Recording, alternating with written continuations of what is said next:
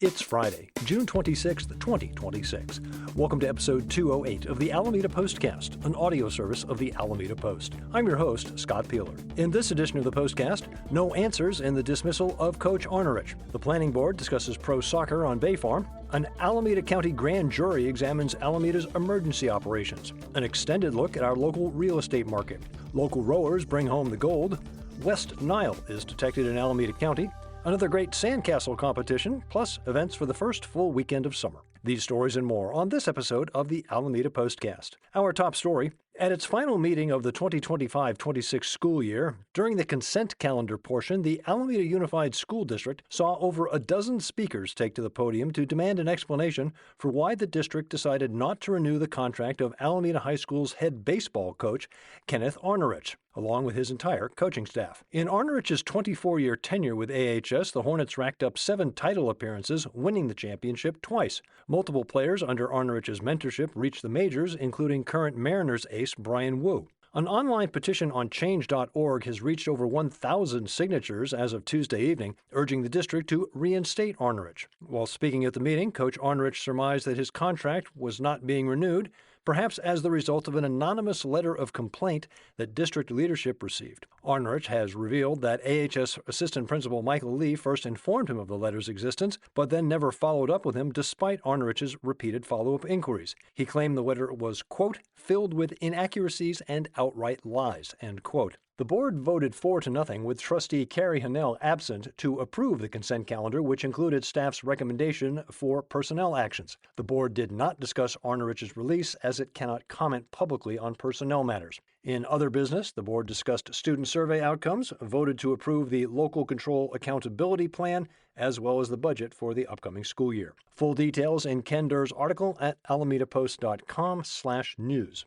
As previewed in last week's episode, on Monday, the Planning Board heard details on a proposal from the Oakland Roots Soccer Club to host professional soccer matches at its headquarters and training facility at 1150 and 1220 Harbor Bay Parkway, presenting the proposal as a temporary 3 to 5 year solution while the club pursues a permanent stadium in Oakland. The club has occupied the former Raiders facility since 2021 and recently secured a long-term lease enabling to host community events, youth programs, and international teams, including serving as the current host to the Australian national men's team during the 2026 World Cup. The proposal requires both a conditional use permit and a design review approval. City planner Brian McGuire outlined potential permit conditions to address community concerns, including limits on event frequency and attendance, a detailed traffic control plan, public safety and operations requirements, compliance with the city's noise ordinance, Federal Aviation Administration and Airport Land Use Commission review, and adherence to Alameda's dark skies regulations. The project may qualify for California's Environmental Quality Act streamlining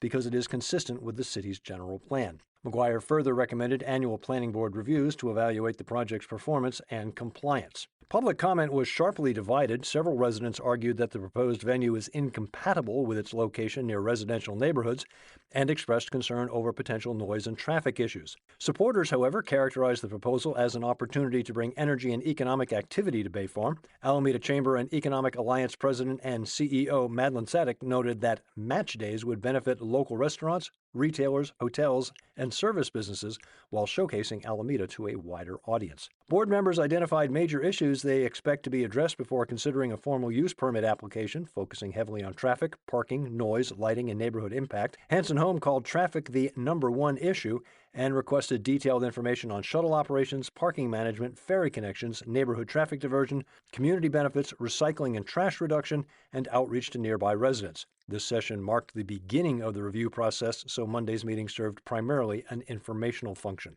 In other business, the board unanimously recommended that the City Council approve the proposed ordinance update to implement California's new ADU to condominium conversion law, focusing on how best to preserve homeowners' flexibility and avoid conflicts with evolving state requirements. This is the new regulation that will allow homeowners to build ADUs and then sell them as separate condominiums. Following incorporation of the board's feedback, the proposal will go before the City Council for consideration. Full details in Karen Jensen's article at alamedapost.com/news.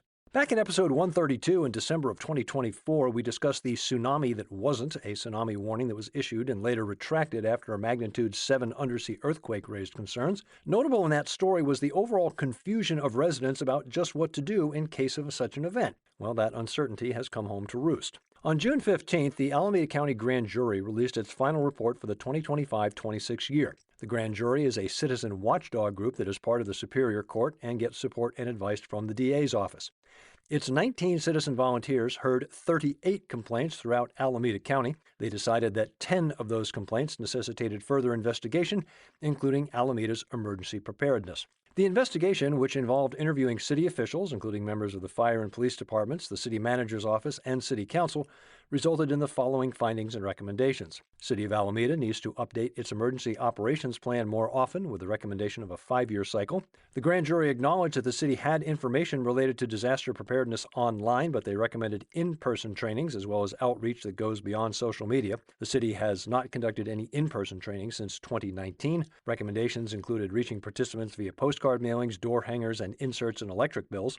Also recommended a return to annual drills, a database of at-risk individuals, unified messaging between city, police, and fire, and the creation of an after-incident reporting system, as well as exploring the concept of an emergency siren system. Full details in Gene Chen's article at alamedapost.com/news. Side note about tsunamis: in his recent appearance as my guest on the Alameda Connection, Fire Chief Luby noted that even under the absolute worst-case tsunami disaster situation, much of Alameda will remain high and dry. His basic advice: stay away from the shoreline. He also noted that he is actively in discussion with the California Office of Emergency Services to further clarify the inundation map, which shows expected water levels. Right now, those maps are rather vague. Speaking of maps, time to get a real estate map for the period of June 9th through the 22nd. A busy time with 31 homes sold, 24 on the main island, 7 on Bay Farm. Prices range from $420,000 to $2,350,000.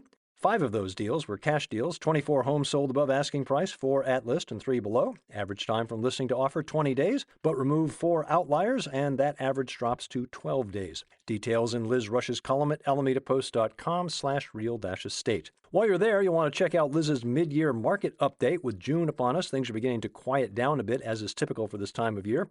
A few interesting observations from Liz. San Francisco office occupancy is at a multi-decade high, and despite headlines of layoffs, there is continued growth in the tech sector. Many workers are relocating across the Bay in search of more space and lifestyle balance, and that usually means the upper end of the Alameda market. Alameda remains a seller's market, although the auction-level frenzy of days past has since cooled. Since January 1st, 220 homes have sold for an average of 11% over asking price, with an average time on market of 14 days. While it is still a seller's market, Liz notes that there may be unexpected opportunities in homes that have been on the market in excess of 2 weeks. Find Liz's complete mid-year update at alamedapost.com/real-estate. 2 Alameda rowers helped the Oakland Strokes win the club's 26th national championship at the 2026 U.S. Rowing Youth National Championships at Nathan Benderson Park in Sarasota, Florida, the weekend of June 11th to the 14th. Sophomore Hugh Mitchell of Alameda High School and sophomore Ethan Liang, an Alameda resident who attends Oakland Technical High School, were part of the men's under-17 8+, which won Sunday's grand final. Full details and pictures in Joel Flory's article at alamedapost.com/sports.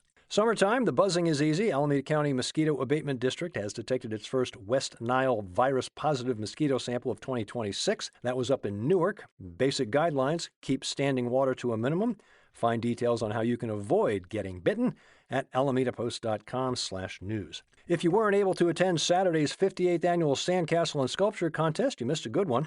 Gene Chen and Jen Heflin have you covered with story and pictures at alamedapost.com/alameda-life. While you're there, check out Amanda Laird's weekly All-Around Alameda column. Among the events, tonight, the closing reception and artist talk for artists of the African diaspora at Rhythmix, or take in the Aristocats as part of Starlight Movies in the Parks. 2 walking tours this weekend, including Neptune Beach, as well as music in the garden at the Myers House.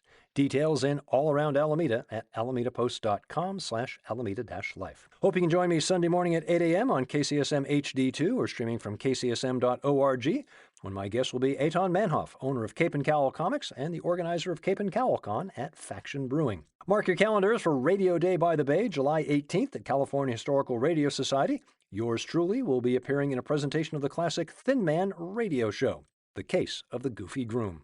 I'm the Groom. Don't forget, head to BayAreaRadio.org to cast your vote for Audiocaster of the Year. Find the Alameda Post on all the social media platforms, now including TikTok. Get the Postcast wherever you get your podcasts, or tell your smart device to play the Alameda Postcast podcast. I'm Scott Peeler, back next Friday with episode 209 of Alameda Postcast.